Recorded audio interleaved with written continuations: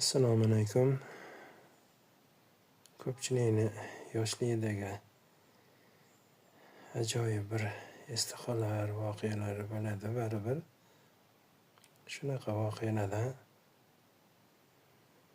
ilgari mana kanikullarda sal bu vaqtimiz bo'lib qolsa, yoshligimizda xolamlarniki borardik.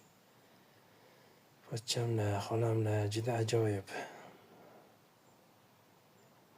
bolani yaxshi ko'radigan odamlar bo'lishgan.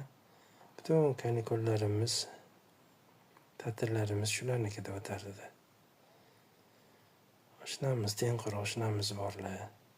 Bular bilan o'ynab, ba'zida bir o'zimizcha endi o't qilgan bo'lamiz polga. Boshqa paytimiz sho'xlik bilan, to'polon bilan o'tadi.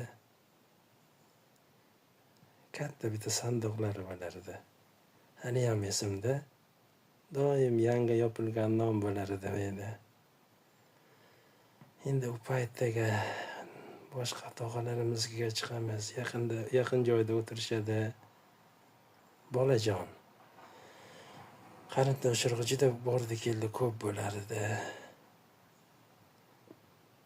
Hozir siylay rahim deyamiz-u, u paytda siylay rahim degan so'zni bilmay turib ham siylay rahim ko'p qilingan ekanda.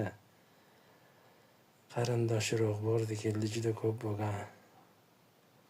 Yaqindan o'zimiz ham mana o'sha siylay rahim ekan deb qarindoshroq yig'ilib oshqa berishni boshladik. Hech qanaqa pul-mul bedarol o'ynamaydi. Faqat chiroyli gaplardan gaplashib, g'iybat yo'q. Mazza qilib o'tiramiz. Shu bugun ham mana borib keldim, kayfiyatli choq. Ko'pchilik qarindoshroqlarni ko'rdik. Yoshlarni olib borilyapti. Bir-birlarini tanishsin. Mehr-oqibat ko'rsatishsin bir-birlariga, bir-birlarini tanib. Siylay rahim deymizmi, qarindoshroqchilik deymizmi? Nima bo'lsa ham ko'pchiliklarimiz shu holatni qilib, bir-birimizga mehribon bo'lib, qarindoshmiz, qondoshmiz-ku axir. Shunaqa.